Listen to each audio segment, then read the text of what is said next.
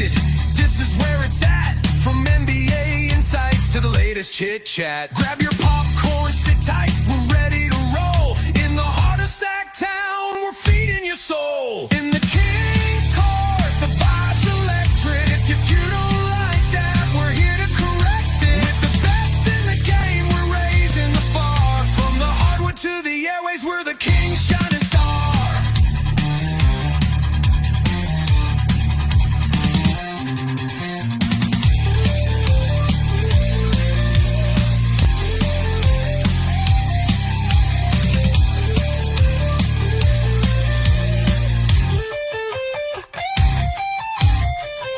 With the NFL, Adams in the ring. Rhino's got the wisdom, hear the praises we sing. Court in session, it's a royal affair. With the fans all around, feel the passion in the air. In the King's Court, the vibe's electric. If you don't like that, we're here to correct it. With the best in the game, we're raising the bar. From the hardwood to the airways, we're the King's shining star. I'm coming home. This is why I love sports. I absolutely love sports for moments like what just broke about 10-15 minutes ago. Damian Lillard is headed back to Portland. I know this is a Kings show. We have got plenty of Kings content to talk about, but could you write a better script? Portland, I am so happy for all of you. To send the Thunder home. Lillard, long range three, and it's good! At the buzzer!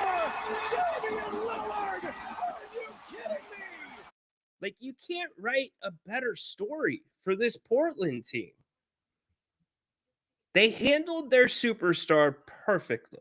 They worked with him. They were patient. They did what was best for the franchise and also best for the player. And I'm not saying it's easy to end up in situations like that. That's why they're so special.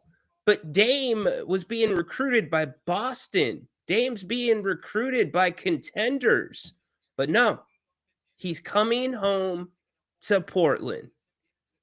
And it really couldn't come at a better time for Portland. They've executed a rebuild very well. They clearly had a plan. They had players that they had targeted, not just this draft, but the draft before, going back like a year before they were draft eligible. You got to put the Portland Trailblazers ahead of the Sacramento Kings in the West. As we sit today, you have to. So we'll talk more about this. Dame, man, I'm blown away. That is so cool. That is freaking cool. Now, here's what's going to happen. Cue LeBron James. Cue Rich Paul. Uh-oh, we're scrambling. What do? Our backup plan just got blown up. It's never going to be as good as Dame's because it's genuine. It's real. Dame loves that city, and that city loves Dame. Unbelievable. So how you all feeling? What do you think about that? That jumped the show. It's a big day for the Kings as well, so we're going to get into what's going on with them. They handled their business. They went 4-0 in Summer League. Yes, they should have been at least 3-1 in Summer League, but they go 4-0. They win a very ugly game, the worst game of Summer League yesterday, but they are in position to be in the top 4 to move into the semifinals and the finals. We are scoreboard watching right now. So what we're going to be looking at is these teams. Minnesota likely has been eliminated, but there's a lot of possibilities, and we'll run through them. But here's what's most important. You've got the Spurs, and you also have the Hornets facing off today. One of those teams will not be undefeated anymore, meaning the best result for us in Sacramento, you probably want to see Charlotte instead of San Antonio. So you would like to see Charlotte win out. But you don't want to see Charlotte blow out San Antonio. You definitely don't want that. A San Antonio win definitely knocks Charlotte out. Let me put myself down so you can see the other net ratings. I've highlighted those. Those were the net ratings coming into play today. OKC, they're going to be in the final. I don't see anybody. You'd have to win by, well, San Antonio, obviously. But yeah, nobody's probably jumping that far. So we've got some afternoon basketball to watch. Here's the games. The Hawks tipping off right now. We'll be tracking the score of that. And then the Spurs and the Hornets, which we just talked about. Then we wait a tiny bit and you get the night games.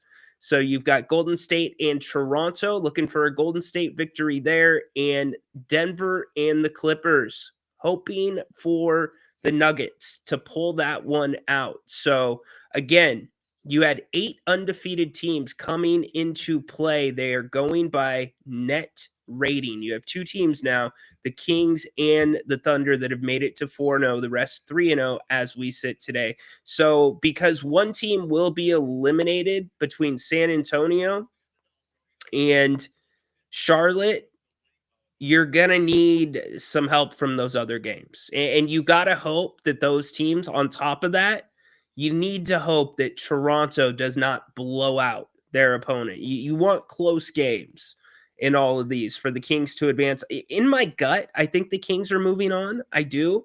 But we will keep a close watch on the scoreboards. We can talk about anything up until this point with Summer League as well. I was prepared because it's kind of a slower day today in sports, and the Kings did catch a couple of breaks. One, the team being older, which we've discussed at length, but 2, they didn't have to play any back-to-back games. Some teams in this tournament have had to play back-to-back games, so that certainly helped them out as well. I was kind of digging and scratching, like, where can we maybe find some extra show today? Because it's kind of a slow sports day before Dame dropped the big news. And I was thinking, all right, what are the worst takes of all time? So maybe we'll get into this. Like, here's an example of one. Is Kawhi actually a better player under pressure than the great Kobe Bean Bryant? Yes, he is. Kobe, no one had more heart than Kobe. Like, Kobe's not scared of anything. But because Kobe was the best bad shot maker, he's already been a finals MVP. Oh, boy. So is that the worst sports take ever? We'll see. If you guys can think of some, we'll try to pull them up as well. I am also not ignorant to what's going on in the world. We'll get to it in a second.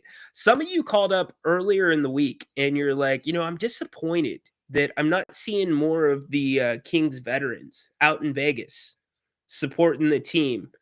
Keon was there a couple of days ago at shoot around. And I'm like, you don't know if they're there or they're not there. You don't. DeMar was there for the game yesterday. So for those that were huffing and puffing about that, there's DeMar, there's Neek. Look at the size. That's interesting to me. Look at Neek is built. When I saw, so BJ sent me the picture of him and Neek, because I have not seen Neek in person yet. I'm like, damn, dude, he is built. He's got an NBA body. Impressive stuff. So you can rest assured the vets are supporting the rookies, as I told you. We can talk about the West. Grant and I got into this yesterday. We can talk about the Western Conference and where we see everything lining up as we continue to scoreboard watch on the Summer League front. We can also talk about the Eastern Conference. We talked last night, Grant and I, about one team in particular, Orlando. That's a team that I am very, very interested in watching this season. I think they are ready to make their jump. So we can go there. And like I said, I'm not tone deaf. I see when things go viral. I am aware of the CEO that was caught at a Coldplay concert on Kiss Cam. Somebody help me out. I know Kiss Cam is like a sports thing. Concerts have Kiss Cam now. Normally that's not a big deal, but that's not dude's wife. That's dude's employee. And what happened afterwards is even more curious. So we can dig into it if you want. He had to issue a statement. There's some stuff in the statement that like makes you think back to the Scotty Scheffler arrest where the officer would not just shut up in releasing statements, where it had to go back and forth. I guess this is a pretty big company. I'm not sure if they're publicly traded though. So yeah, dude got caught with his hand in the candy jar. So Dame is coming home. This dude might not be coming home. We can hit it. So if you want to call the show, please do. You can use the link that is already in the chat. You can scan the QR code as well. Look at who is back. Looky. Back and better than ever. Dennis gets the first comment in of the day. Dennis, man, you have been on a lot of the fans' minds, a lot of the King's quarters. We took a call last night, Dennis, about you. People were worried. Like, is Dennis blacklisted from the channel? What's going on? I mean, Nobody's going to be a moron when they love this team, is what I'm saying. Dennis had a few. We're entitled to have a few. I mean, maybe you don't want to pick up the phone to your local sports station, but it's not a bad deal. Grant! Dennis, stop Grant! for a minute. Are I you didn't say listening to anything me? bad about you, Dennis. I love you, Grant. Dennis, we love you, man. We're happy to have you back. Peter Anderson actually submitted a little something for you. He wanted me to play this. Behave yourselves! So that's from Peter to you, Dennis. All right, back to the chat. Jake, what's up, man? How you doing today on a Thursday? By the way, you got Napes back tonight as well, 7 o'clock. I had a really good time catching up with Grant last night. We had some good conversations, so make sure you check him out tonight, 8 p.m. Doesn't have to be about sports. Ask him about the CEO. Maybe he'll talk about that. I know it's a slow day, but again, Dame Lillard headed back to Portland.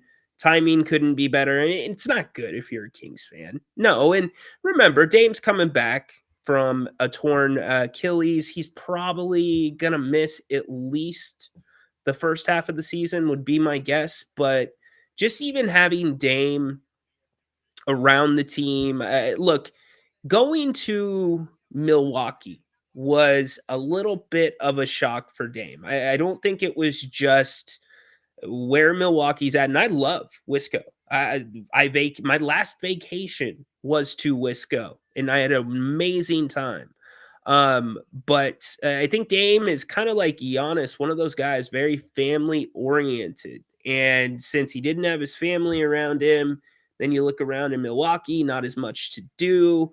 I think he had a little bit of a hard time adjusting to that. And so when that buyout was negotiated, and I actually spoke to somebody, so I can say this here on the record.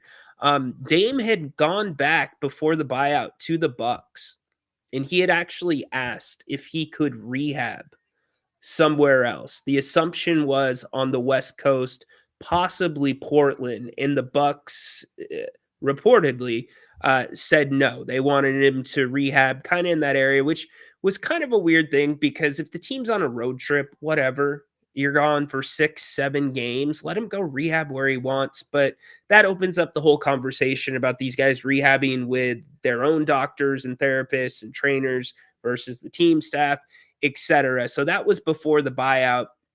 And a lot of people, because of that, were keeping Portland towards the kind of the bottom of the list of a possibility. But man, again, if you don't handle that situation perfectly with Dame like they did, you don't get something like this. That's why when I posted how cool it was, I CC'd Vivek. I said, good business, period. CC Vivek. That's how you do business. And if I'm not mistaken, Portland is in a transitional period right now with ownership. So it tells you that they are doing things the right way indeed. But super cool.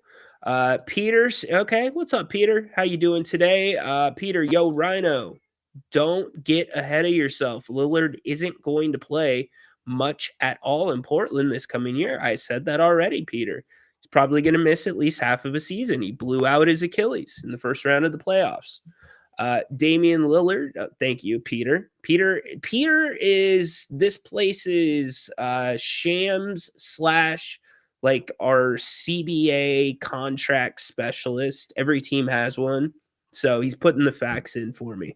Appreciate that, dude. Recovery, not necessarily, Peter. Not necessarily. Now, he didn't have the Aaron Rodgers surgery, but everybody's body is different. And one thing that is kind the they're really starting to look into the timeliness of the surgery versus when the incident happens and if that affects recovery time. Jason Tatum was the first one to have surgery within, it was 18 hours of suffering the injury. And within about the same timeline, Tyrese Halliburton ended up having his surgery. So, their two teams were in contact. Tatum already doing pool activities. You've seen some stuff there. So, look, you're not going to rush Dame back. There's no reason to rush Dame back, but you're going to have Dame around. That's the point, Peter. You're going to have him around the young guys. That's where he wants to be. That's where he wants to rehab. He's going to be back with his family. It's only going to help those young guards. It's not going to hurt him. It's going to help him. Jake says, and the Timberwolves. I'm not sold on the Timberwolves. I don't see it working. They feel like they're a piece away. Yes, they've made it to the Western Conference Finals 2 years in a row, but I kind of feel like they've gotten lucky with. I think they got an easy path last year. But Anthony Edwards, I know you get a young guy, a young big to hopefully replace Gobert. I just think you need something. You need a point guard, what Domas says. And I know Mike Conley is a great point guard, but he's closer to the end than the beginning. You need something that kind of stirs the drink between Anthony Edwards and Julius Randle. The idea of having Julius Randle on the team, being able to create his own, which can give Anthony Edwards a little bit of a break. Yeah, I get that, but how did it work out this year? Edwards was gassed by the time that he got to the Western Conference Finals. And to be fair, he was dealing with an ankle injury as well. Peter, the good news is Portland is still behind the Kings. I disagree. I actually disagree. I had Portland before the Dame move right at the same level as the Kings. I had them right there. Now, Neat Clifford, how does that change things? Do the Kings make another move? Obviously, it's fluid. But I kind of think Portland's right there. Look at how the Portland played the Kings last year. Portland, through their rebuild, has played the Kings traditionally pretty well and spanked the Kings. We had Chad in Portland who covers the Blazers on before the Portland game. It was the day after Thanksgiving. It was a game. Chad's like, yeah, the Kings should be winning this game. And yeah, Kings got their tails kicked in that game. Fans, Dame returns to Rip City. That's pretty cool. I agree with you. That is really cool. I'm coming home. I'm coming What's up, home. Flores? Is Dame in the Hall of Fame after all he's said and done? Yeah, I think Dame's a Hall of Famer. You think he's going to be blacklisted into the group that doesn't get in because they don't have a ring? I think he's a Hall of Famer. Debo supporting the vets. young guns. Again, okay, you know Debo's body, right? If you've been to a game, you watch a game, you know what Debo's body looks like. I'm looking at Neek's body compared to Debo. Look at their arms. Dudes don't usually come into the NBA like that. You remember what Giannis looked like when he came into the NBA? Hell, do you remember what Keegan Murray looked like when he came into the NBA? And Keegan played, 4 years at Iowa? So that's impressive. And again, when I was looking at the picture with him and BJ, I'm thinking like, whoa. And full transparency, I don't mind sharing this. Grant and I were having a conversation about Neek off the show. And it was earlier in the week. And I said, I think his size, I think his body is a little bit better than what was being reported by some of the draft pundits. And I did send Grant that picture because I sent Grant a picture with me and BJ. And then I sent the picture of BJ and Neek together. And Grant's like, whoa. So not a bad thing whatsoever. I called it. Neek is going to be a combo of DeMar and Levine. Dennis, man. Dennis, you're starting to get hot, man. Behave yourselves! You think he's gonna be a combo of Levine and DeMar? I don't.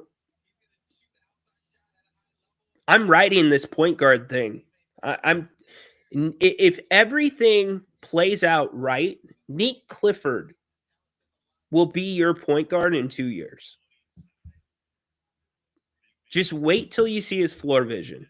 He has things that you're born with that aren't taught. Now, I'm not saying he's the next coming, but, and Grant agreed with me yesterday on this. Neek's, his ability to see the floor, the smoothness of his game, the fluidity, the way that he operates, he's the closest thing you've had to Tyrese Halliburton since Tyrese Halliburton. Now, they're different players in the way they approach the game, but the vision, Neek has the same characteristics, which is kind of mind-blowing to me. The Hawks and the Grizzlies underway. Grizzlies up 2-0, so we'll keep monitoring the score there. Again, we are rooting for the Grizzlies. Dennis doubling down.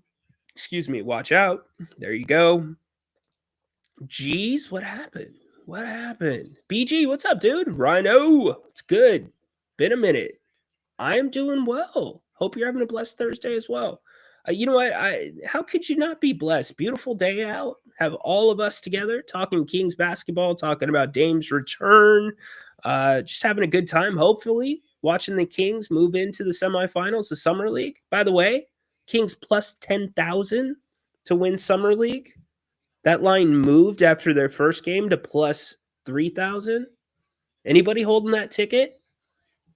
Anybody holding that ticket? Plus 3,000. You're paying attention if you have that ticket. Jake, eyes out of his head. Not sure why. I have not seen, or I haven't missed much. Dennis, dude, okay. BJ, tell your boy what you did last night. BJ went to bat for Dennis last night. In fact, his call was centered around Dennis last night. What'd you call him, BJ? A molar? Can he get a molar? I think that's what it was. So, you better give your boy some love. Ooh, yeah. Dennis.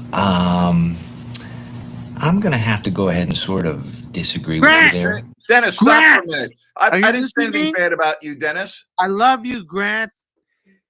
Dennis, it's all-time audio. It's some of the best stuff I've ever heard.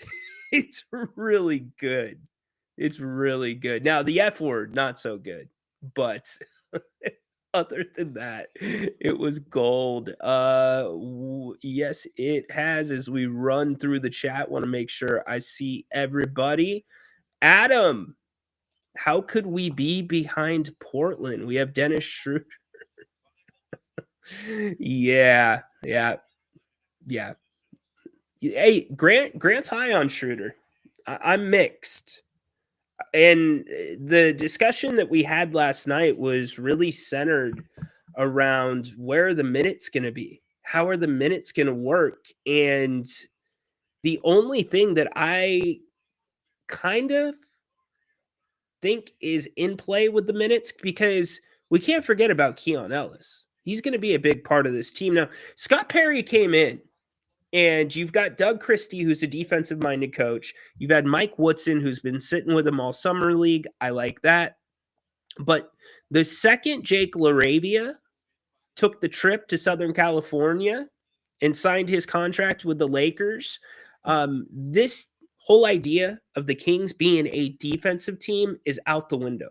You just don't have the personnel to be a defensive team anymore, which even kind of puts Devin Carter that much more on an island. Because if you have Keegan Murray, Keon Ellis, Devin Carter, and Jake LaRavia, you have 4 guys that can pretty much switch every position. Now, Keon, probably not every 1 through 4, I would say, with Keon, but and probably 1 through 4 for Devin as well. 4 being a little bit of a stretch.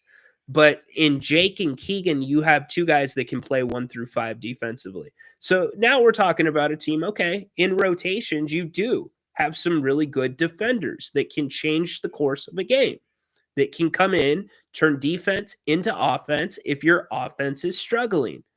But when Jake left, it's like, all right, this is going to be an offensive team. It has to be an offensive team.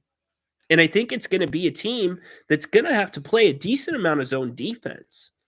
We'll see as they get into camp. We'll see if the rookies make any improvements body-wise, but don't expect Max to change very much in about a month. In fact, usually it's about a dead month that all of them go into. They'll still work out. They'll still be in the gym. But, that heavy training, you've got to put Max, in my opinion, onto kind of the same Keegan Murray plan. You know how Keegan's bulked up over the first 3 years, and you could see those improvements year after year. I think that's what you're hoping for with Max. But the minutes rotation, what I keep going back to, getting back to the original point, is I think it's Schroeder's minutes that could be on a sliding scale, depending on who's playing well and who's not. Who called up last night? Dirk called last night, and he suggested the same of Zach LaVine.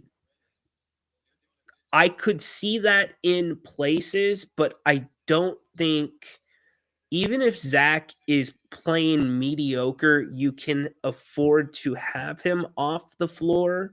He's got to play at least 30 minutes a night. Has to. Probably 35. But you want Zach LaVine to hopefully be able to play himself into an asset. And if he's doing that, that means he's helping the Kings too. So maybe the Kings are winning and the offense is looking good.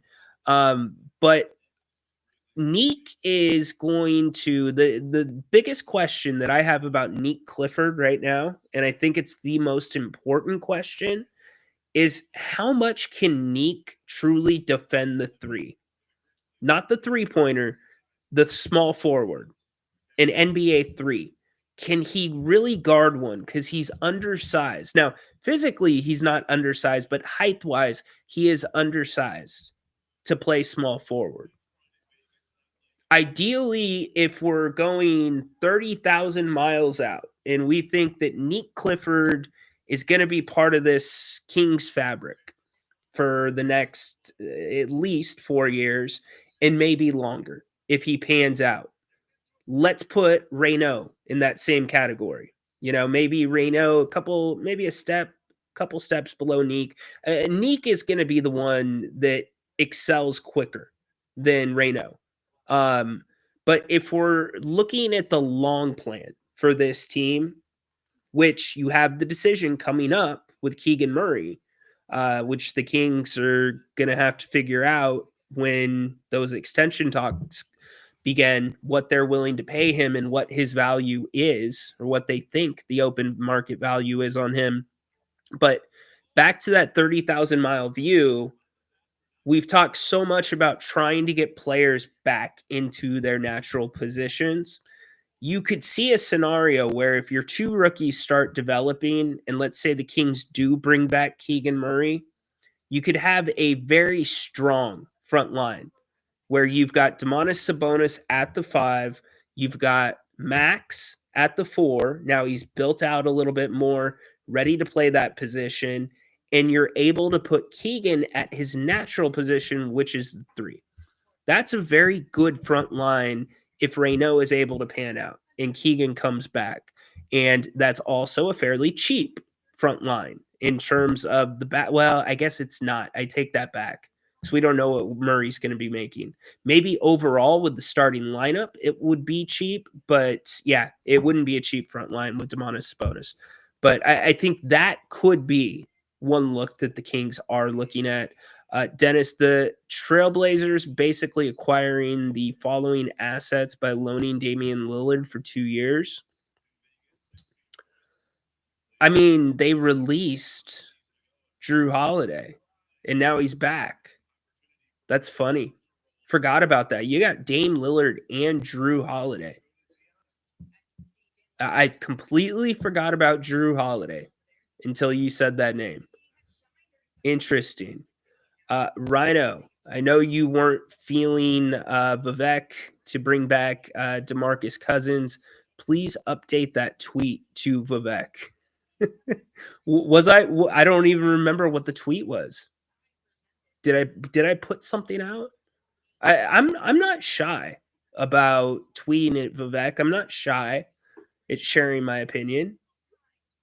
As long as it's fair and it's fair criticism, put it back out. Just got to see what it is. There's no chance. No chance. I mean, I guess there could be a chance. I mean, Fox is kind of the unknown quantity right now, isn't he? Is he going to get extended? By the way, score update, 4:25 left to go in the first quarter. Grizzlies beating the Hawks by 3. We need Atlanta to lose, or if they win, you need it to be a close game. You don't want them to improve their net rating. So the Kings trying to hang in there, trying to get that 4th or 3rd spot. I think they're going to get in. I really do. I think they'll get in for sure. Waiting for Fox to come back home too. Fox has some growing up to do, which is kind of crazy to say at this stage of his career. I personally would not want last year's version outside of a week and a half where De'Aaron went nuts because he was getting to the paint. I wouldn't want that De'Aaron Fox back in Sacramento. Are you guys talking about maybe in a backup role? I just don't think that's the type, both on the floor and even kind of off the floor too. I'm not talking off the floor with the community. I'm talking in the locker room. You know, De'Aaron played that thing so he couldn't have played it any better. If you were writing a manual on passive aggressiveness and accuracy, it would be how Fox did things to get out of here and how Rich Paul orchestrated that. I never requested a trade, but yet you're not talking to your teammates. Your body language, your play, your inattention to detail, but you don't want to play for another coach. It really rubbed some people the wrong way. I know he got a standing ovation. That's the season ticket holders. Well, it wasn't a standing ovation. It was mixed with boos. My bad. But Fox needs to not worry about whether he's coming back to Sacramento. Fox needs to worry about whether the Spurs are going to extend him or not. Again, the Spurs put out very little to get the De'Aaron Fox experience. They gave up relatively nothing. Now, we can tie Neat Clifford directly to that deal. The Kings did to get Neat Clifford from that deal. But with what many of us thought Fox on the open market could have gotten to the right team, problem is that trade, the only thing different about the Luka trade and the Fox trade was the media knew that the Kings were talking to the Spurs. But the Spurs were the only team the Kings were talking to. And it's because Rich Paul said, De'Aaron, I think you should go to San Antonio. So, yeah, just a poorly executed. Poorly executed. It was just a bad time for the Kings. I think everybody just got a little bit tired of each other. Grant likes it when you compare a summer league rookie to all-stars. Oh, yeah. He loves that. Yeah, did you hear Grant last night? It was funny.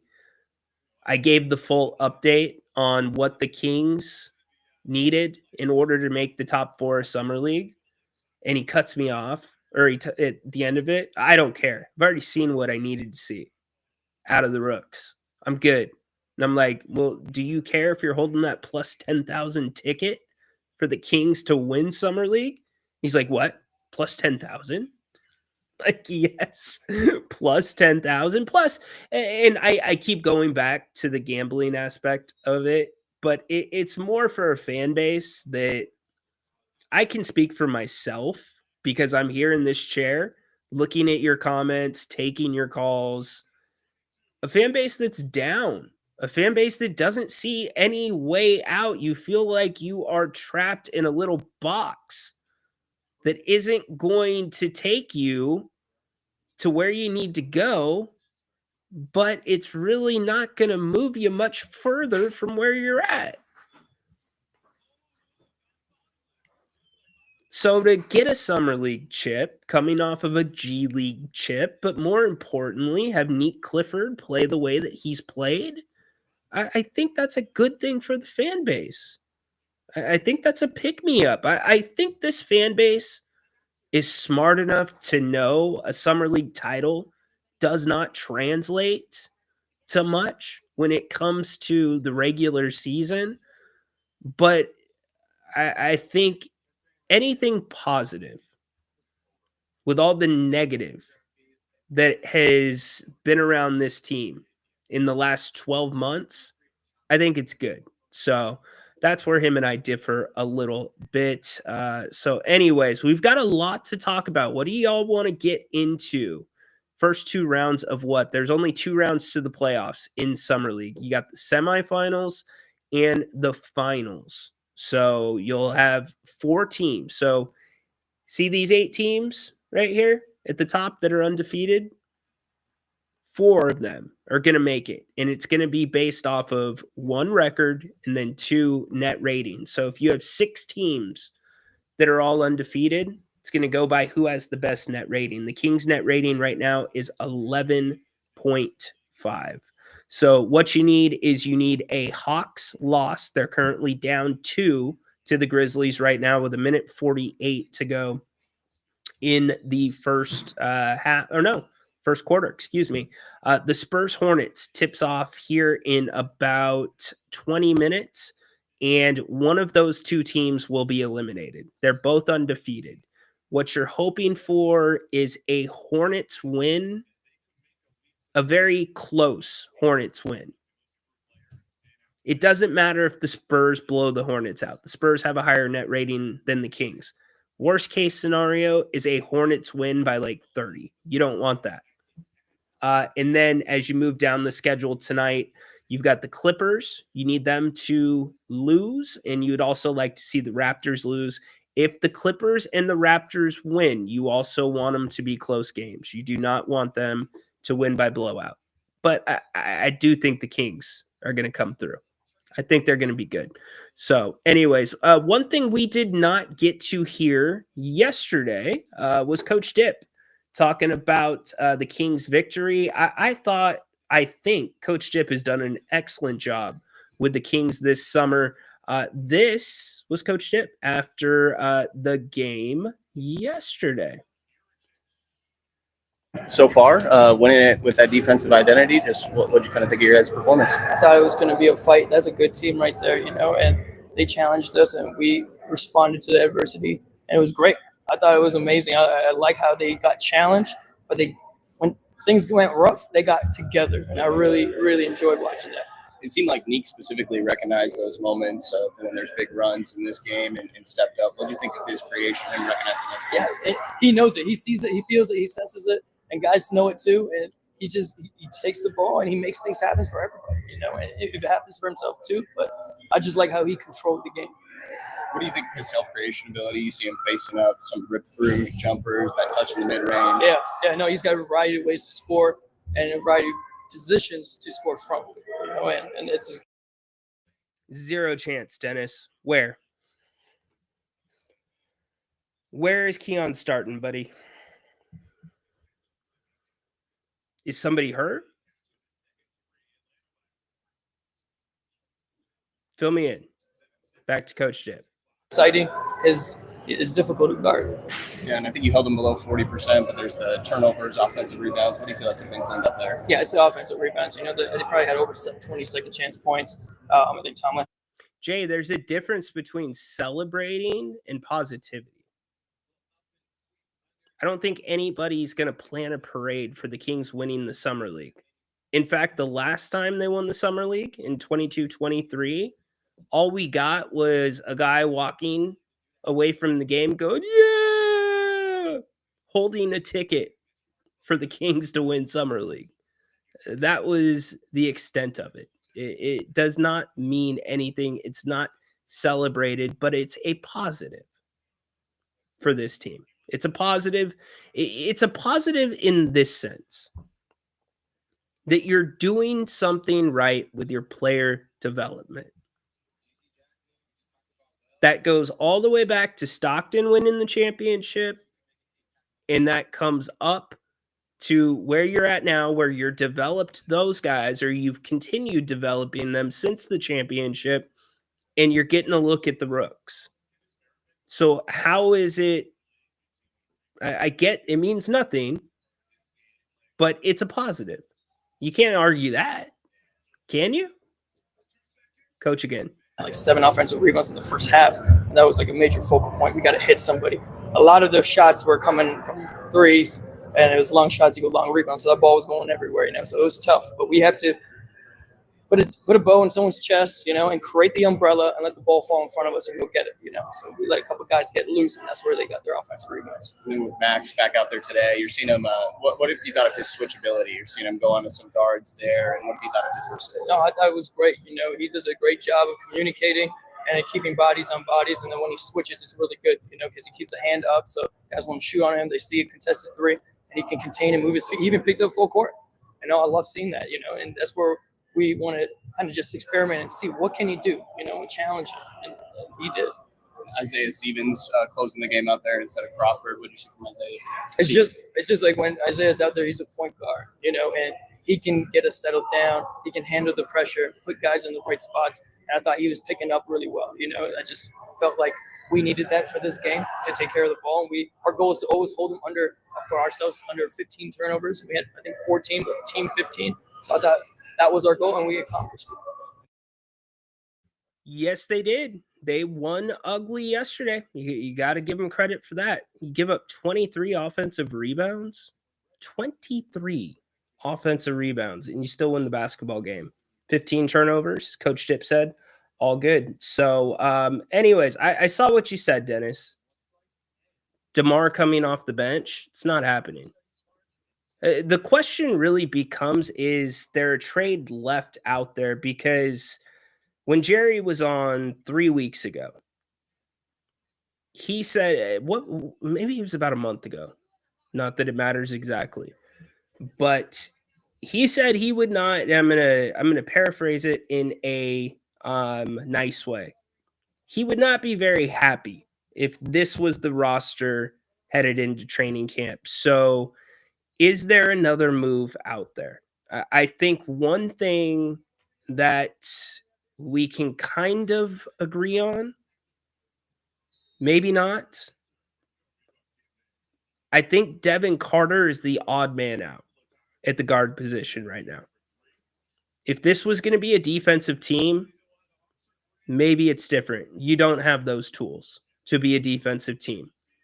So if you're looking at Devin and what he can do on the offensive end, yeah, he's shown he can score at times, but it's been fairly limited.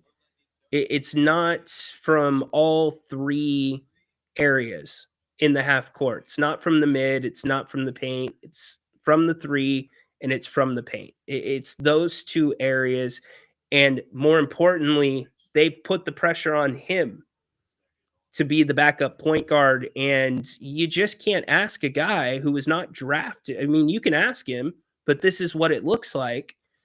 Ask a guy that's not drafted to be a point guard. He's drafted to be a tweener to turn into a point guard in half a season in a summer of NBA basketball.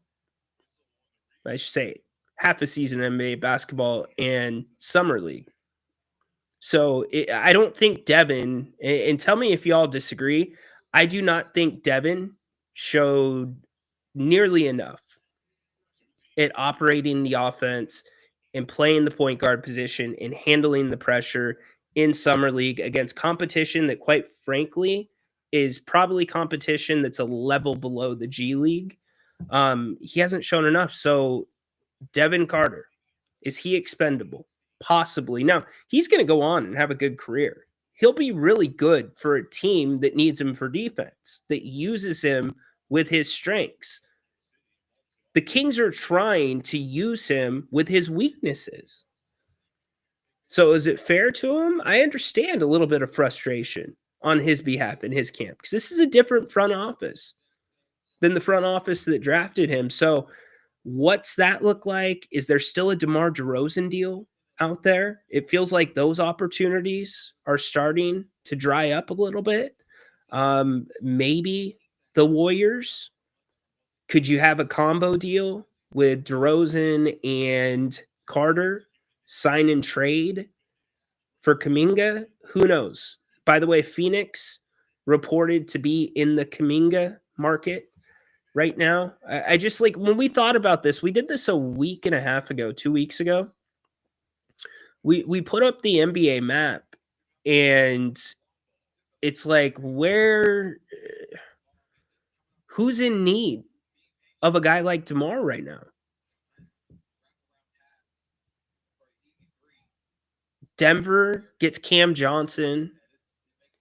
I think you could make an argument, as funny as it sounds, for OKC. I think you could make an argument for Minnesota. Chicago, no. Detroit, no. Pistons are taking, or excuse me, Pacers kind of sitting this one out this year. Charlotte, no. Definitely not Orlando. San Antonio, maybe. The Pelicans, doubt it. Grizzlies, maybe. Pistons are interesting, but I don't think the Pistons are going to want to pay that type of money. And for a lot of these teams, DeMar would be probably a sixth man, a high-level sixth man. Portland, now that Dame's coming back, could that be a place? But remember, you got to have a team that wants him, and you got to have something that you want from them. You just don't trade away guys to try something new. So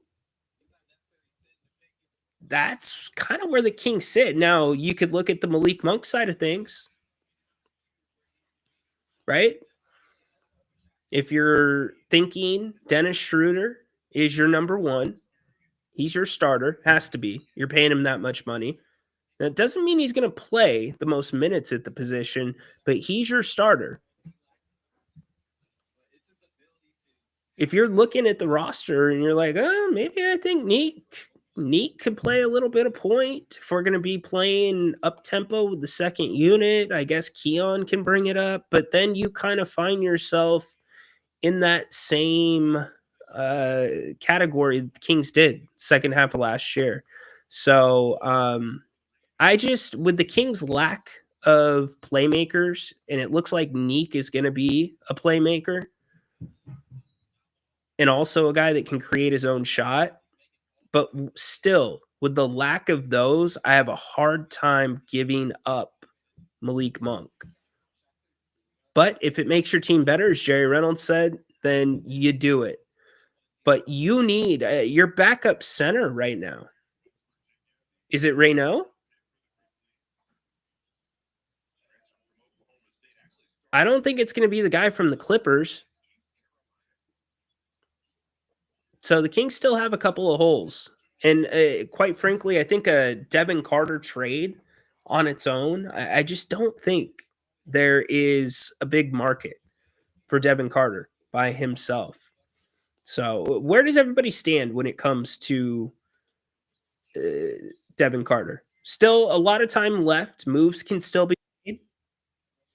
Remember, Cat was traded for Julius Randle days before training camp.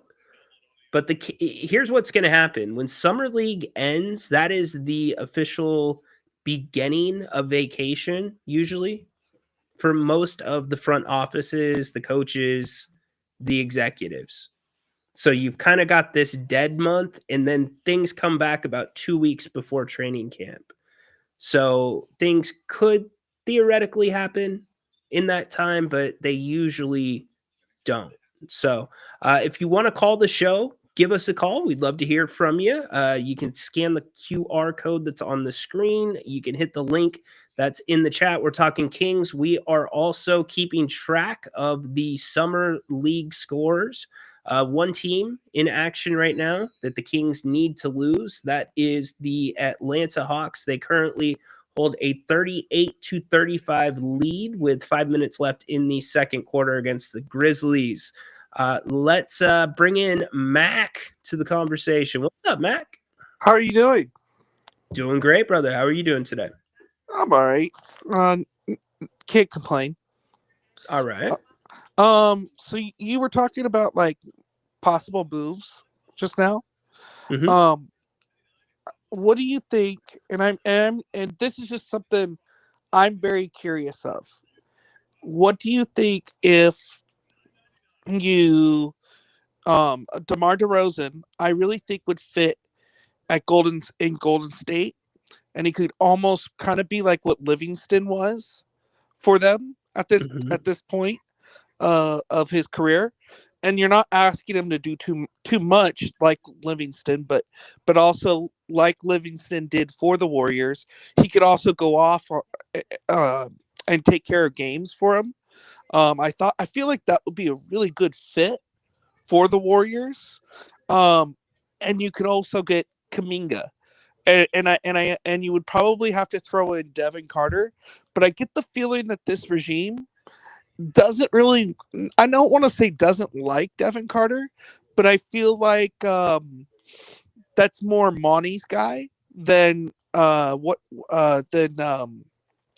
new general managers, than Scott Perry's guy, if that makes sense, by looking at their current draft, by getting what was the guy that they got in the first round that's been looking really good? Nick Clifford. Yes. And also, and this is another thing that has me wondering, is the fact that they didn't extend Keon Ellis. I wonder if that's just not a Scott Perry guy, and maybe they might move on from him. I don't know. I'm not sure. So if you had to sweeten the deal, maybe you'd have to throw that in. Because my thought is if you're going to lose those players anyway, you might as well. I really feel that the Warriors have failed to develop Kuminga.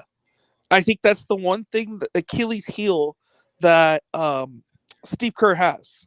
He is not this whole time that they've had a dynasty. He has not developed young players, and in fact, I think he's truly a veteran coach.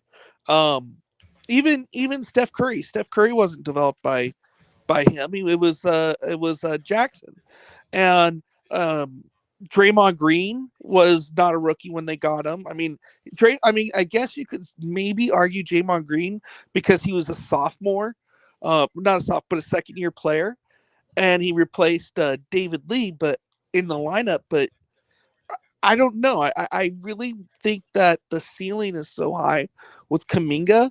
What does it hurt to swing for the fences?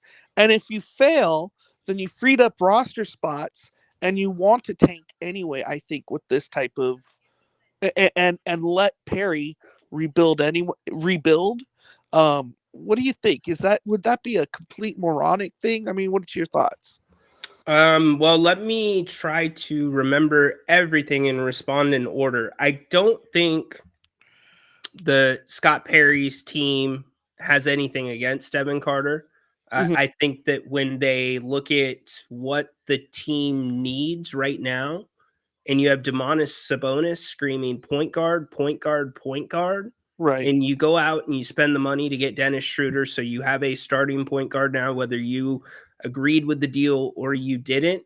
As you look down the roster, I think they do value Keon. I don't think that they extended him because they wanted to have as much money as they could to work with in this offseason, which again is why they moved into the first round to get a guy on a set pay schedule that looks like he's going to be an asset now for the Kings. But back to Devin Carter, I think they look at Devin Carter and they say, hey, you excel at this end of the court.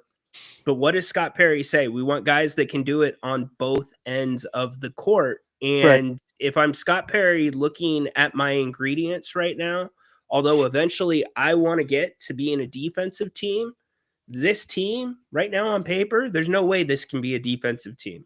No. So if I'm having Devin Carter on my roster, I need Devin Carter to be our backup point guard.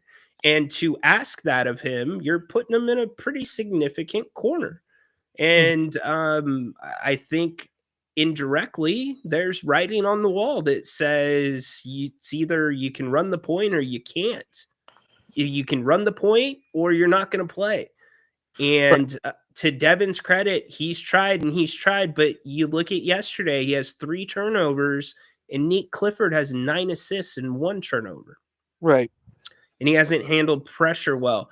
As for Kuminga, I think the Kings have developed Kuminga I think that the Warriors started developing Kuminga very well, and then they stopped. Like, Kuminga was supposed to be kind of that next guy coming up in the system, and something changed. He had a falling out with Steve Kerr, and that was before they traded for Jimmy Butler. And then obviously the minutes are gone. I think there is an upside to Kuminga. I think he still needs some development. I don't hate the idea of trading DeMar for Kuminga along with a Devin Carter, and assuming the money works and everything else. But I think that there might be better offers out there for Kuminga. And you hear the Suns getting involved now, and they're doing their whole thing. And the Suns actually have quietly kind of, I don't want to say rebuilt, but they've reshuffled a lot quicker and a lot better than I thought they would have. So, yeah, that's where I'm at on all that. Well, see, I would also think that Devin Carter would also fit in pretty well with the Warriors, because look, Draymond Green, he's gonna play 75% the season, 60 on the low end, 75% on kind of on the high end. Like, he'll play the games you need him to play. But let's also face it, he's 36 years old. Right? He's 36, or is he's right in that ballpark, correct? DeMar? No. Draymond. Oh, I don't know. I have no idea. I believe he's 36 years old. And so I think a Devin Carter could pick up the slack when Draymond Green's not in the lineup. He could do. He's not gonna be Draymond Green. I'm not saying that, but he could fit in for pickup starts, if that makes sense. And that's why I feel like DeMar DeRozan. You think and Devin Carter? You think Devin Carter could fill in for Draymond Green? Not every night, not on a night-to-night basis. I said like on spotting, like spot starts, like meaning Draymond's out tonight, we're moving Devin Carter up, type thing. We're going to start Devin Carter. If anything, I think you would be looking at Devin Carter in that GP2 role. That role that, you know, the offense the Gary really Payton. Yeah, the offense really isn't there, but I'm going to chase you around the court until I'm tired and make your life hell. He does have injury issues. Yes. So that would be... He's a free agent as well, I believe, right now. Oh, well, there you go. So I do see those two players fitting in well. And like we said, DeMar DeRozan, he's got to go to a win now team. I can't think of any other team in the league that's more win now than kind of the Warriors. I feel like they've got 2 more seasons, maybe 3, because I think Curry's 38 almost. So I don't know. That's just my thoughts. I'd love to see Kuminga in a Kings uniform because of the upside. Anyway, and one last thing. Did you see on TMZ Bret Hart? He went and he smashed Goldberg and on cracking Charles Robinson's rib. And he said anybody who goes in there is in danger of I can't remember the quote, but I just thought it was funny because we talked about that earlier this week. So there you go. Bret Hart. Wait. Goldberg cracked the rib of the referee in his going away match? So the move was Gunther gets out of the way and he spears the referee. And the spear, no matter who's giving it to you, Rhino or whatever, that's actually one of the tougher bumps. And Charles Robinson, who's 61 years old, little Nate, cracked his rib. And so Bret Hart went on TMZ and just used that to just smash Goldberg oh my gosh, to death. And I'm like, that's actually it's not an easy bump to take. And the guy's 61. But yeah, right on brand. It was so Bret Hart. I loved it. Appreciate it. Hey, anyway, good job, Mac. Take it easy. Appreciate the call. Bye. Good job by Mac Goldberg and Bret Hart. Two guys gotta get the attention. They love their attention. Warriors won't use Kuminga, but don't want to trade him either. Yeah, that exactly right, Peter. You know what's so interesting too? Had Steph Curry not gotten hurt, Kuminga's value probably he's not as valuable as the NBA and the reporters are making it seem, because he wouldn't have come in and played and actually played decently in that last series against the Wolves. Yeah, against the Wolves. So yeah, it's like they don't want him, but they don't want to give him up either. It's a really weird situation. It's a very weird situation. Some of you saying Boston for DeMar DeRozan. I do not disagree with you, but Boston is trying to dump salary. They're giving up on this year because of their apron issues. Jay, wouldn't it? How could it not work? It would not work if you had Jimmy Butler and Steph Curry on the floor at the same time and DeMar. But couldn't it kind of work if it was either DeMar or Butler with Curry? So that's where you get your blow for your Butler minutes. I could kind of see that working because that's how it worked with Jimmy Butler. And they went on a decent run too.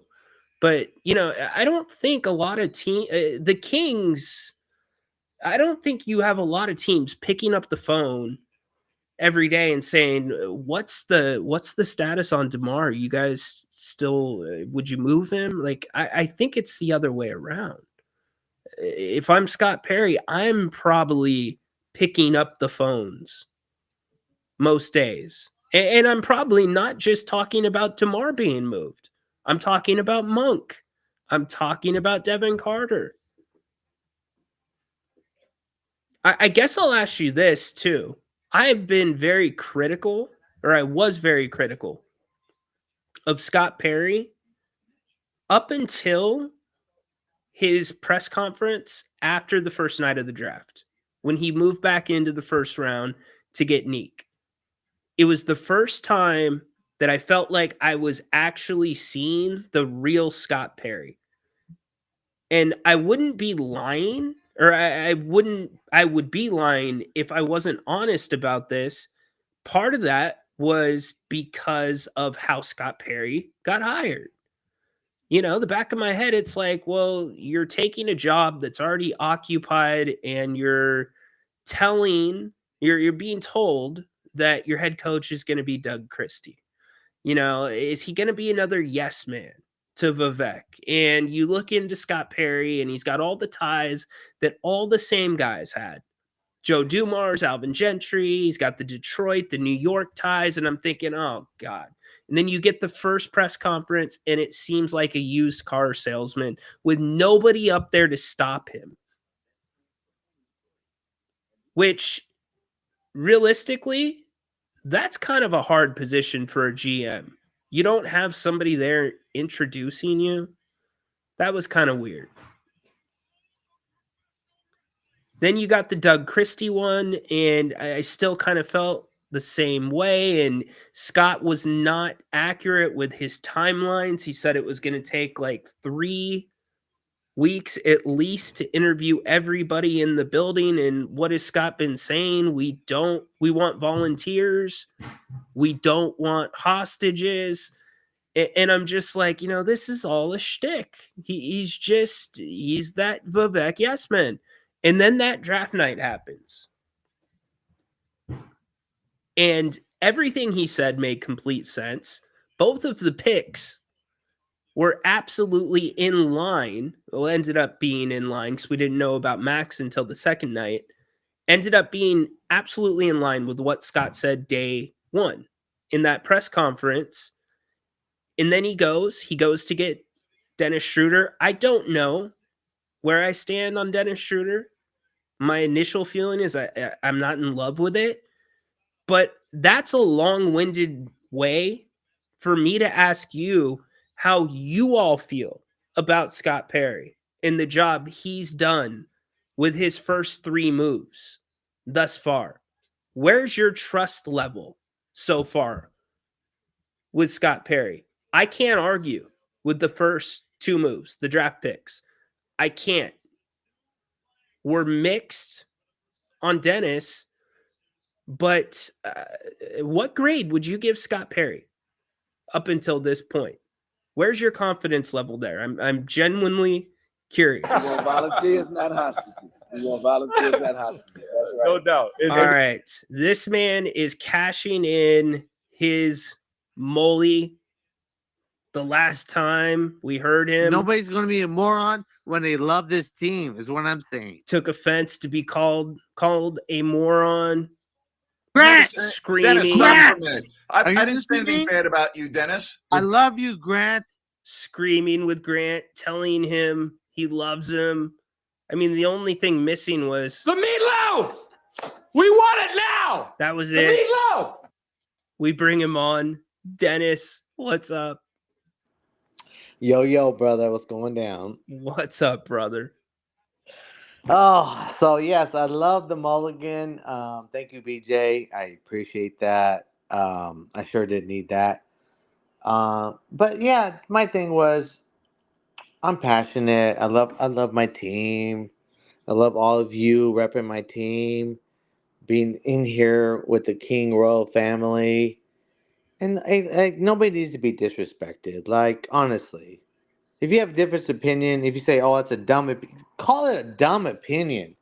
Don't call me a moron. Okay, but to Is be what fair, I'm saying. okay, can I play devil's advocate Oh, since you've been obviously, yes. okay?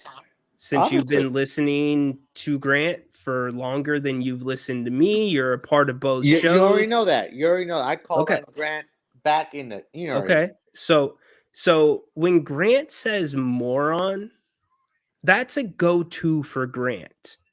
You're almost guaranteed to get 2 or 3 morons out of him any given show. So like for me, if Grant called me a moron, that's not a reason to go. Like if Grant said you're an asshole, No. Okay. you're doing stuff like that, can't you admit you're a little quick to jump at the moron? The moron's kind of a term of endearment, if you know Grant. To me, it's demeaning. Okay, Just fair talk enough. about the talking point. Don't call me a moron because you didn't like my take or whatever. Diminish the take. Say I didn't like that take, or I don't assess that as you assess that. Doesn't make me a moron because we're different in our opinion. Is Did what you I'm saying. did you always take offense to Grant calling other people morons? Yes. Okay. All right. Fair enough. Honestly, I did, and it turned me off Okay. because it turned me off to Grant because like Grant's better than that. You're on a higher standard. You're a higher plateau. Challenge the question. Challenge the subject. Don't diminish the person. Is what I feel. If you don't like the subject, diminish the subject. Don't diminish the person. All right, that's my thing. You don't like you destroy whatever I said. You said if he said I said which I don't believe I said Maximus was a Hall of Famer.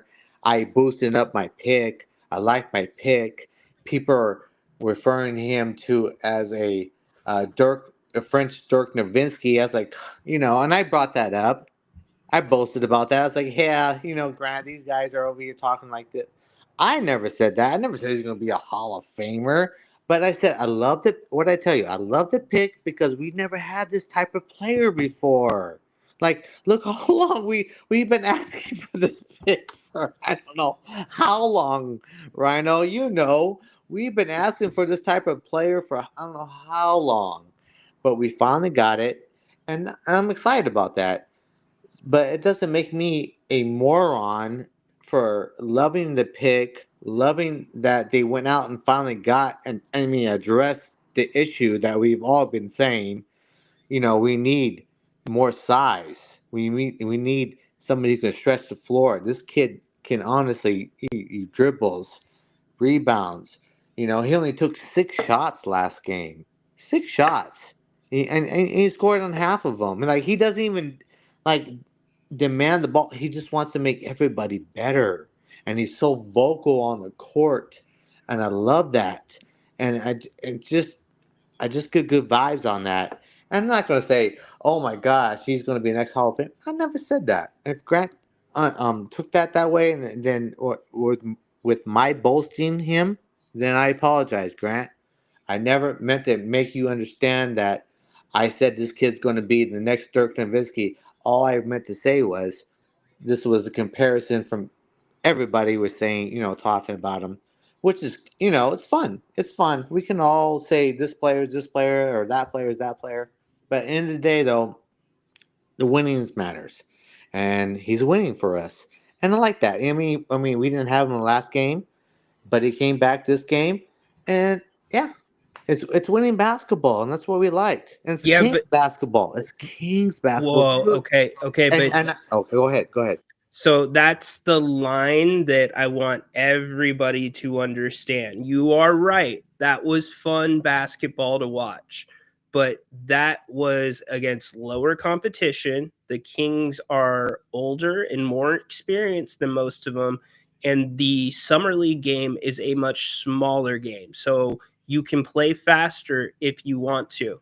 I do agree 100% that if the Kings were going to be a defensive-minded pressure team and a team where the ball's moving all the time, that's what you would want it to look like. However, this is the line, everybody. There's that style, Now, tell me how you're going to incorporate DeMar DeRozan and Zach LaVine and Domantas Sabonis into that style.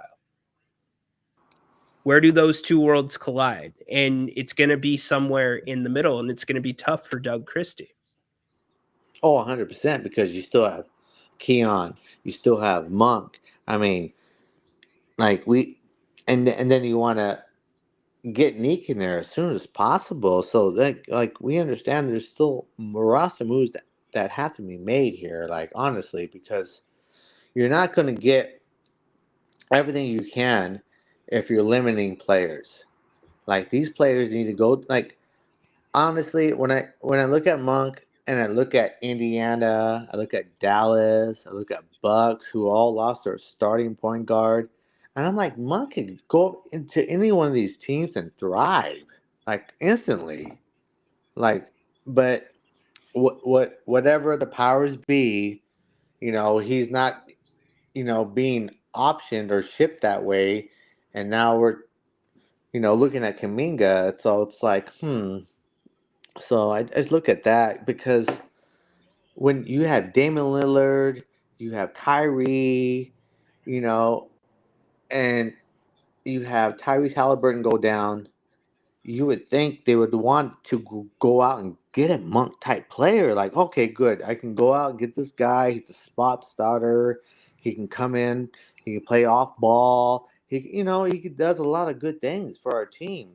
So, I don't see why the resistance in trying to go out and get a caliber player who can get you 15 points a game, 5 assists right off the bat. Not even starting. I think those are like basically off the bench numbers. So, but I get it though. Everybody's playing hardball. I mean, come on. We see Kaminga out there. We see Grimes out there. We see Giddy out there. Like like the new CBA has changed a lot of things. Yes, it has. And slowed the progression of teams going out, and re-signing their players and giving them good contracts. Now it's like, hey, you go out there on your own and look what the market's gone. There's nothing left of these guys. I think it's a big reason that. Hey, thanks for the call, by the way. Oh, thank you, brother. Thank you. All right, good job, Dennis. Dennis, if it doesn't upset you, I might need to throw Coach McCarthy. I might need to Hey, throw man. a challenge flag. Challenge. Coach McCarthy. Hey, man. If you said that he was the next Dirk Nowitzki, then we might. Could you call me a moron about my pick?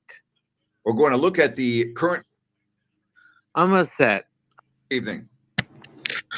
What's going on? How are you? I'm upset. I'm upset. Why are you upset? Could you call me a moron about my pick? All right, elaborate because I'm not following you. I like I like Maximus. I like Okay. Maximus, and I feel like he's gonna fill in what we need. I feel Okay, like you know what? he's gonna fill in what we need. Like we never had this before, Grant. Can I say something? Go ahead. Don't.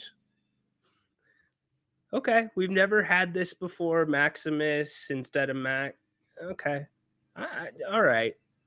You know what? To each their own, Dennis. If you were offended, and we're all clear now, we're good. We're good. Grant's good. I'm good. We can drop it, but we are going to have some fun with it because it is very good content. We'll have respectful fun with it. Let's go back to the phones. Tay, I've not talked to you in a minute. What's up, Tay? Hey, Ryan. Good to How you hear doing? from you. How are Yeah, you? doing well. How are you doing, man? I'm good. Enjoying my summer and the summer league, and just trying to keep up with your show as well. Appreciate as it. much as I can. Yeah. Rhino, I wanted to get your take on what do you think the starting lineup will be come October? Can you give me your projections? Dennis Schroeder, Zach LaVine, if the Kings had a game tomorrow, Yeah. it would be Schroeder, LaVine, DeRozan, Keegan, and Domas. Okay, so Keegan still stays at the 4, assuming the Yeah. roster doesn't change. With the addition of Schroeder, who is, not significantly better, but, a better natural ball handler and distributor than Monk and Ellis, do you think he will elevate Levine and DeRozan and Murray's game and help, spread the floor out more? And if the offense is more fluid with Schroeder handling the ball, do you potentially see a couple more games of improvement with this team? Because I think the consensus is that this team is not going to win 39 or 40 games as last season. But, we have a quote unquote playmaking point guard. So can we potentially expect a better season in terms of a record? You know what? That is such a great question because you have to consider. I asked Grant last night. We think this is the strongest West that I can remember and that Grant can remember. That's the more impressive thing. So you got to take that into account. As for Schroeder, it depends what Dennis Schroeder you get. If you get a Dennis Schroeder that is being just that administrator, that is running the offense, keeping the ball moving, taking the shots that the defense is giving him, but also putting pressure on the defense with good pick and rolls, then yes, I think you should be optimistic that that can greatly help Zach LaVine. That's going to be helping some of the other guys because the ball won't be stopping as much. More people will be touching it. And by default, you are not asking guys to play out of position, specifically your guards, with them bringing the basketball up. So if you get that Dennis Schroeder, it should be good for a couple games more. Now, one of the things I said yesterday, and it even goes back to last off season, was after the 46 win season, the Kings, when they talked to the guys, they had the exit interviews and they kind of put their goals together and said, these are universals that everybody needs to get better at. One of them was free throws, and one of them was getting and finishing at the rim, because the Kings that 46 win year had 20+% less free throws attempted, which was just insane. That's 20% less from the Beam team year, and the percentage wasn't that great. Now, certainly DeMar DeRozan helped, and when the Kings were kind of off to that 50-50 start, but yet their net rating was positive, it was positive because the free throw numbers, they were number 1 in the league in percentage, number 2 in attempts. So I remind you of that because this offseason, some of those universal things, what they called it last offseason was controlling the controllables. This offseason, it's some very simple things. It's ball handling. It's passing. If you look back at the games last year, especially when Zach LaVine got here, and it's not just a Zach thing, it had happened all season, the Kings' passing was terrible. Even though the ball wasn't turned over, it was terrible. Guys had to reach down to their shoestrings to catch it and shoot. Guys had to jump and catch over their head, bring it back down, take a dribble. If you just have better passing on this team, I think by default, you're going to shoot the 3 ball better as well. So when you ask, could they have maybe as many wins or maybe a little bit more? Maybe, if everything plays out perfectly and there's injuries in the West and you're getting an elite Zach LaVine, but also it could go the other way as well. So it's an interesting question. Yeah, I haven't watched Schroeder much throughout his career, but I specifically remember when he was on Team Germany in the FIBA basketball.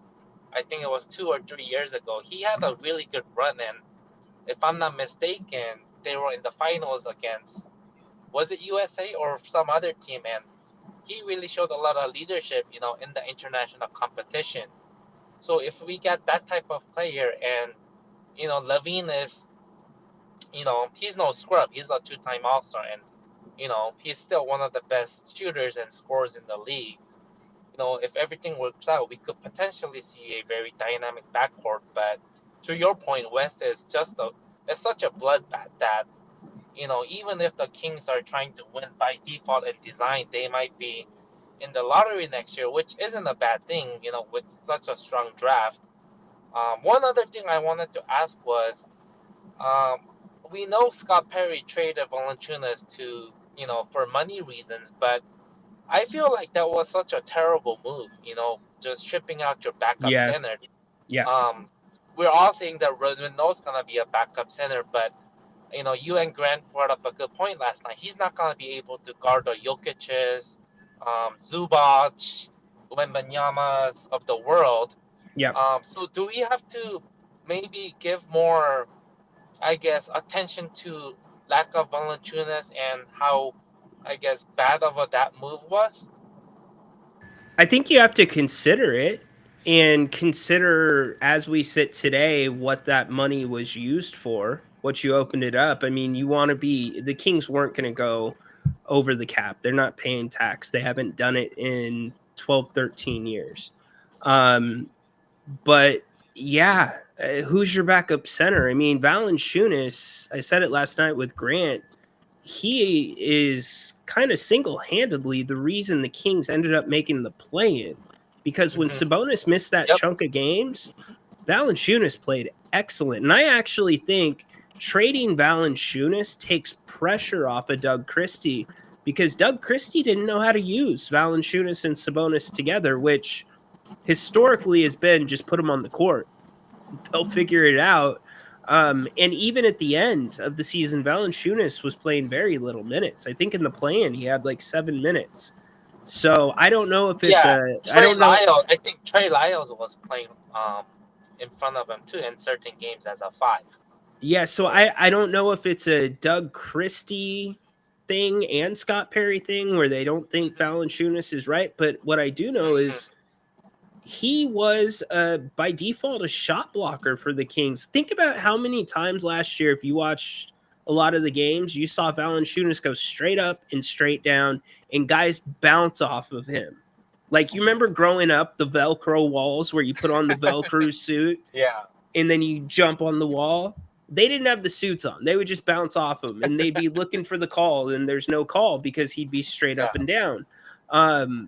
Without him, you have a hole to fill, and it's not Isaac Jones, because the Kings are trying to convert him to a 3 or to a 4.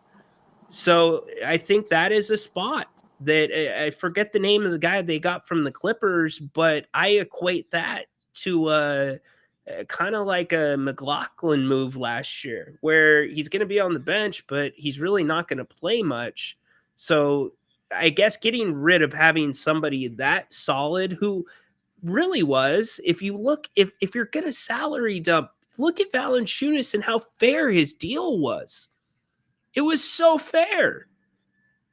And then you give him to Denver? Yeah, I think you do put a knock on Scott Perry for that, unless he has another trick or a plan up his sleeve to backfill. You there, Tay? We lost Tay. Good call from Tay.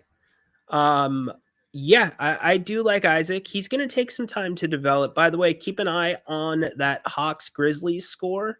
The Hawks are winning by 11. The Hawks are well aware. All of these teams playing today, they're well aware that they need to win by a good margin. They need to raise that margin. So it ain't going to be pulling the starters out. They're going to run those dudes and try to run this score up as much as they can.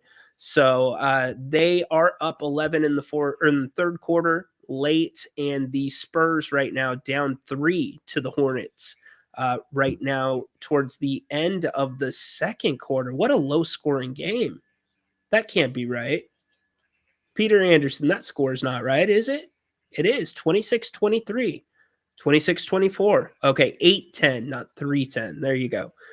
Somebody said they love Malik Monk's press conferences. Me too. Yeah, since he's been back, he lost a lot of pounds. He was fat at the beginning of the year. Lost some of them LBs, and he's moving around now. So yeah, that's it. That's just he just lost some pounds and that's it. Isaac Jones does need to shoot threes. He doesn't need to shoot threes in Sacramento yet, but he needs to shoot them in Vegas because that's a shot he has to be able to make if he's going to play the 4, the corner 3. I know it looked funky. I know it looked ugly at times, but he's got to get that shot in his game. So where else are you going to get that? So yeah, Rock saying that was me. Malik, the way the season started off last year was really interesting. You just had like this clash of circumstances where you've got Mike Brown digging his heels in, right? Sorry if you hear the gardeners, by the way. Wow, you can't hear the gardeners. It is like massively coming through here. Anyways, because I was looking at my board, we're good. Mike Brown digging his heels in, but Malik kind of said something that ticked off Mike Brown a couple days or a couple weeks into training camp. And, Malik's one of those guys. And that's why when I think about trading Malik, because of what he's meant to the team the last 3 years, whether you know it or not, Sabonis is their on the floor general. He's their leader. You follow his work ethic. You follow the way he handles his business. But from a vocal standpoint, it's 100% Malik Monk. And it was. Malik would kind of keep things low or keep things high if the times were low. And the opposite. When things were too high, he'd bring them back down. And when guys wouldn't want to speak up to the coach, and there was multiple guys that felt some way, Malik Monk would go to the coach. Malik was holding Coach Brown accountable. Somehow he got his hands on the practice schedules. I would hate to be the equipment manager that was doing that for Malik Monk, sneaking those away. But he got his hands on the practice schedules. And if segments of practice were running over, Malik would go hold Mike Brown accountable and get in his face. So I guess what I'm saying is he means more to this group than just what you see on the floor. He's kind of a glue that ties this group together. And so when I think about losing him, it makes me wonder who's going to be that person to step up. I do think Keegan Murray is your defensive leader, hands down.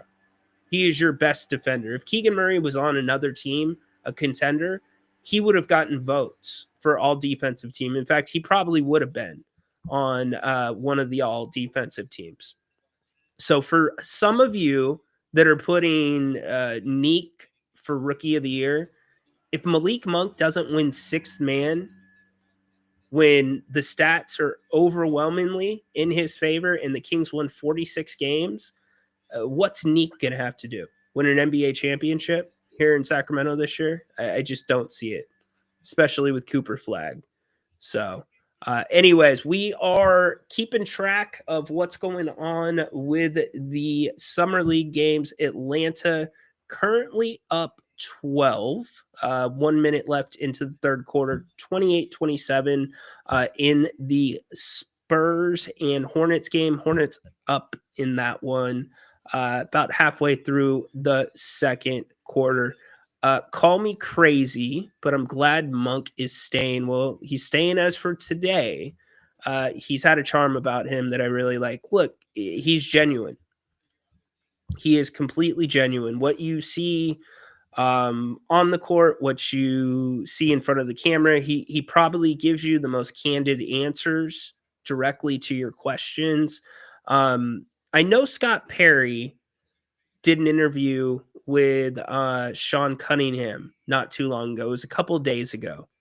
And he was asked about Malik Monk. I'll try to find that audio here in a second. But before free agency started, Malik was told that he was not being traded. Now, certainly that could change as free agency plays out. Maybe you have a different conversation after a few days of free agency, but the understanding was he is staying.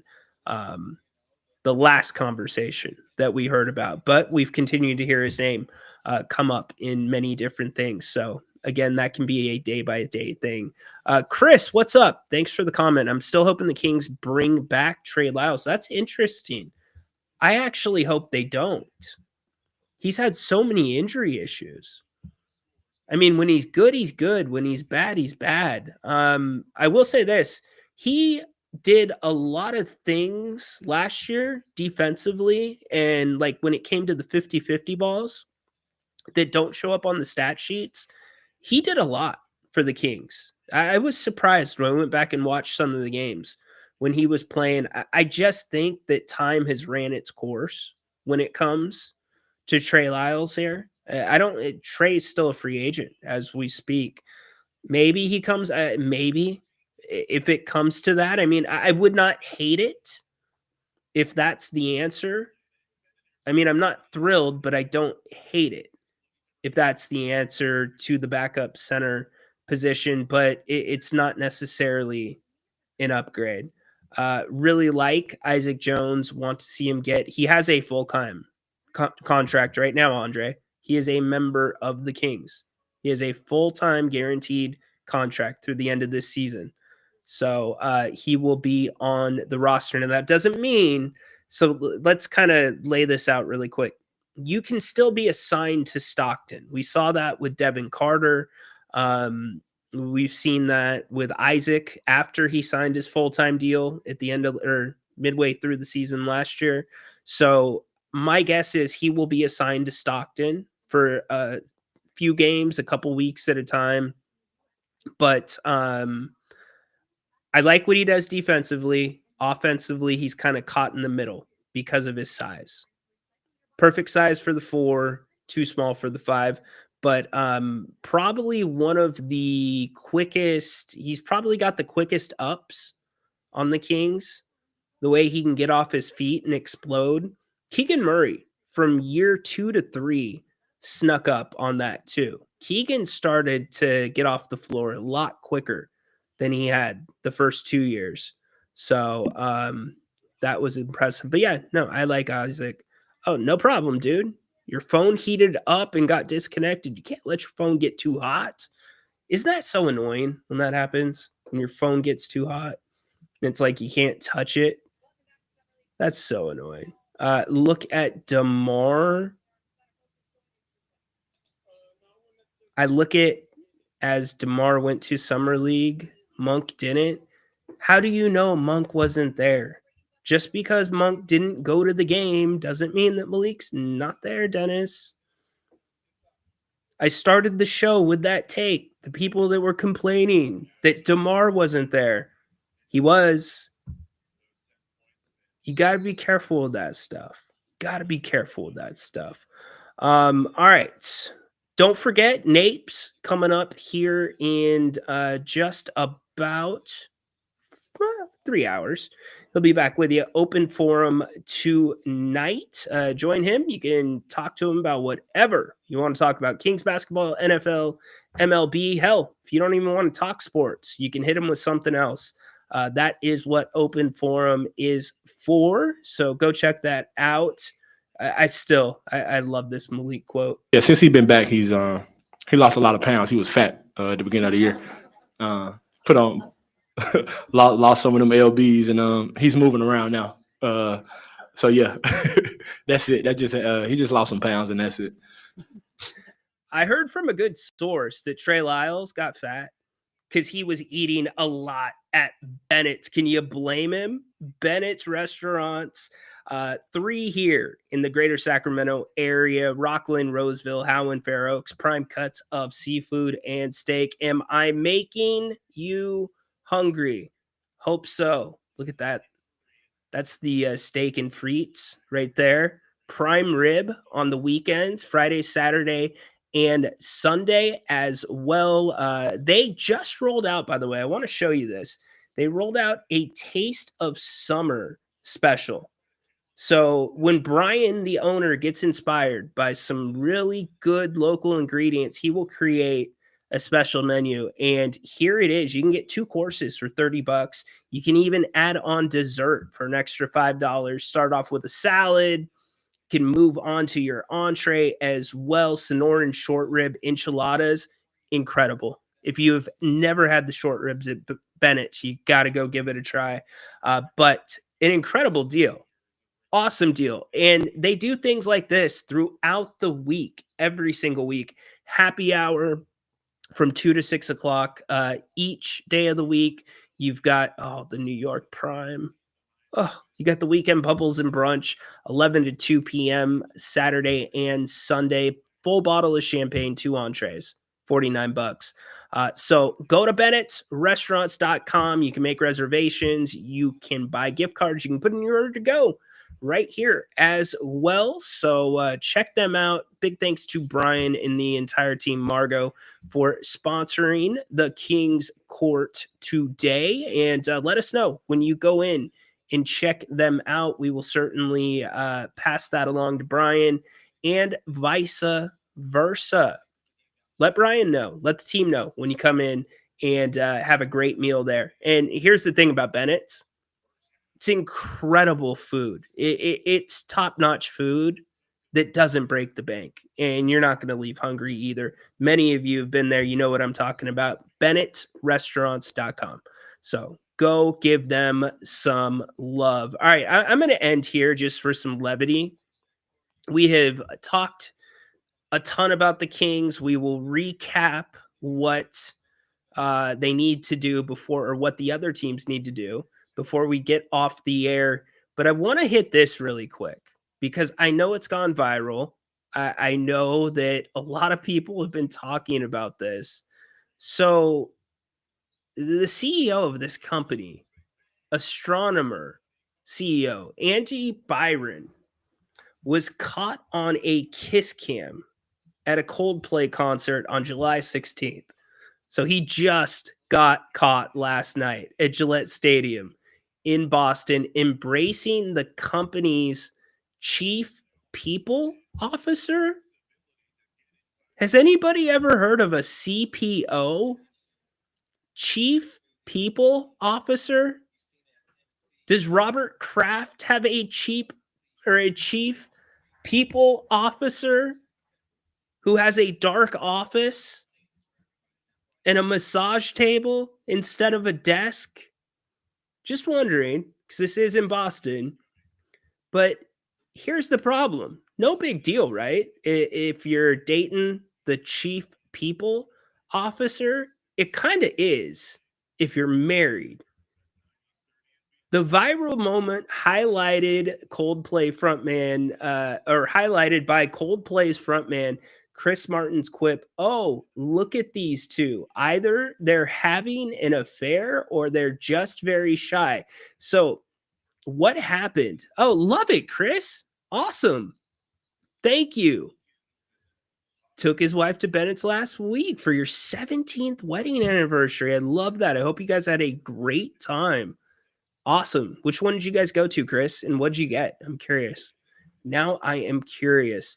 So anyways, what happens is these two end up on camera, and all of a sudden the CEO takes a stage dive into the seats in his suite. He's hiding everywhere.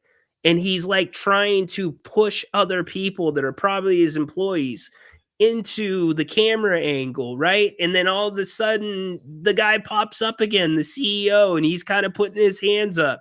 It was this really awkward thing. So Byron ducking behind a barrier and a cabot covering her face, fueling online backlash and accusations of infidelity. Social media platforms like X and TikTok amplified the clip, with users criticizing their behavior and expressing sympathy for Byron's wife, who reportedly removed his last name from her Facebook profile. Holy bleep. So what do you do now? And by the way, we go to Roseville. Sweet. Love Roseville. That's where Grant and I got our heads shaved for charity. That was so fun. If any of you were there, John Finch was there that night. A number of you were there. That was a blast. G-Man was there. Jerry was there. Anyways, I will say this. A kiss cam at a concert. That's a little weird. Don't know that I've ever seen that. So this seems to be a fairly big company. The dude entered, or the dude put this comment out. Quote, I had an intimate moment, I guess went on the big screen. Wait, you guess it went on the big screen? Huh. Pretty sure it was on the big screen, my man. You're viral. Why don't you just check your 90,000 mentions and notifications? Probably more than 90,000, 990,000 notifications showing you that it was on the big screen at a Coldplay concert that I am deeply ashamed of. If I have hurt anyone out there, don't you have a wife? Don't you have kids? Don't you think you hurt them? If you had hurt, I have not seen a statement this poorly written since the cop that arrested Scotty Scheffler released his last statement. That was like a keeping up with the Joneses kind of thing. For a I assume, multi-million-dollar business CEO to release this poor of a statement. I mean, where's your chief people officer when you need her? You think she helped write this statement? Unbelievable. You know what sucks about this? It sucks that this happens every single day. Like, there's some of those feelings that are just the worst feelings in the world. Losing your wallet, getting pulled over by the police. And when I say worst feelings, universal feelings that most of us have always felt at one point or another. Losing your wallet, getting pulled over by a cop, getting cheated on. But to be married with kids, yeah, man. And if he wasn't famous, how many more people in that stadium were married with kids and dating somebody else or took somebody else to that? Not looking so innocent, man. Not looking so innocent, but it's a perfect reminder.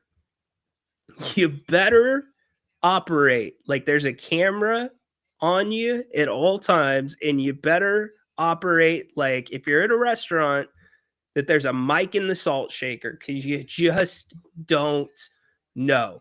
So this is making its way around pop culture. So I figured that I would give it a little bit of run because the statement made things much worse. Much, much worse. If I hurt anybody, but then in the same statement, quote, deeply personal mistake playing out on a very public stage. I apologize to my wife, family, and company. But you don't know if you hurt them? Man, dude. ChatGPT, man. You run $1 million company, run that statement through ChatGPT. Hell, run that statement by a sixth grader. And they're going to be able to help you out there. So, anyways, wanted to get in on that. Again, awesome stuff with Dame Lillard. So happy for him. And Portland fans getting the return of Dame Lillard. I think that is really cool. And it comes around complete full circle for Dame, for both the way that the organization handled his exit and the fact that he is coming home to them over going to a contender. Pretty cool stuff. Now we'll wait for LeBron to try to bite on Dame's awesome move, and it won't be nearly as cool as what Dame did. Also, Kings, again, sitting there at 4-0. Let's reset what needs to happen. The top four teams that are undefeated will go on to the semifinals of Summer League and then play. The winner of that will play for the Summer League championship. Oklahoma City, you can pretty much lock them in at 14.8 because the Kings And every other team that's undefeated, the top 4 will be selected by net rating. So the Kings are sitting there at 11.5. The Hawks, who are playing right now, they are currently up 5 points. How about that? The Hawks are up 5 points on the Grizzlies. So it looks like the Hawks are on their way to a victory, but the Grizzlies creeping back in. And I saw in the chat, somebody said the Hornets are blowing out the Spurs. They absolutely are. That's something you do not want to see. I said at the start of the show, that is worst case for the Kings. You either want the Spurs to win or the Hornets to win in a close matchup. You don't care the way the Spurs win because their net rating is already better than the Kings. So keep an eye on that. The other 2 games, so those are the 2 games that are going on right now. Other 2 games tonight, Golden State and Toronto. You want Toronto to lose and the Clippers to lose to the Nuggets. If the Clippers and the Raptors win, you hope it is a close margin. You do not want those to be blowouts. And damn, Charlotte up 20 now. 39 seconds left to go in the second quarter. There's enough time. Spurs are good enough to come back. We'll see if they can do that. So it has been a fun day. Okay, what are we doing? What's going on in the chat? Are we calling out our cities? Is this where we're going to end? I just see cities popping up left and right. Here we go. Esparto. There's betting odds on if he'll be fired or stepped down. Order in the court. That's awesome. There's betting odds. Well, who's going to fire him? I guess it would be the board of directors. Sell the company, man. Do it right now. Sell the damn company. Sell the team. Sell the team, man. De'Aaron Fox coming back to the Kings. No. Okay, Rio Linda, what am I missing? Okay, now I'm going to have to scroll all the way up. Fair Oaks, beautiful and delicious. Arden in Fair Oaks. How in Fair Oaks would be the location for Bennett's. Wow, that was a quick move by his wife. I wonder if something was brewing. Could have been, for sure. But still, I don't know. I'm old school. Maybe like if I was in that position where something's brewing and you're legally married, but stuff's not decided yet because you're breaking up and you're going through that process, I'm not doing that. Come on. It's just a bad look. You're right, Gail. It was a quick move for sure. So, all right. So when we talk tomorrow, Oak Park. Okay, that's what we're doing. We're trying to get Bennett's in all these different places. All right. Folsom, Modesto. All right, I see you. Took me a second. What's up, James? When you and Grant go to Bennett's, which one is it? It is usually Roseville, to be honest with you.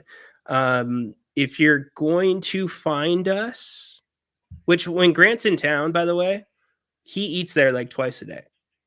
So that's the go-to. But Roseville is where you will usually find us. If it's brunch,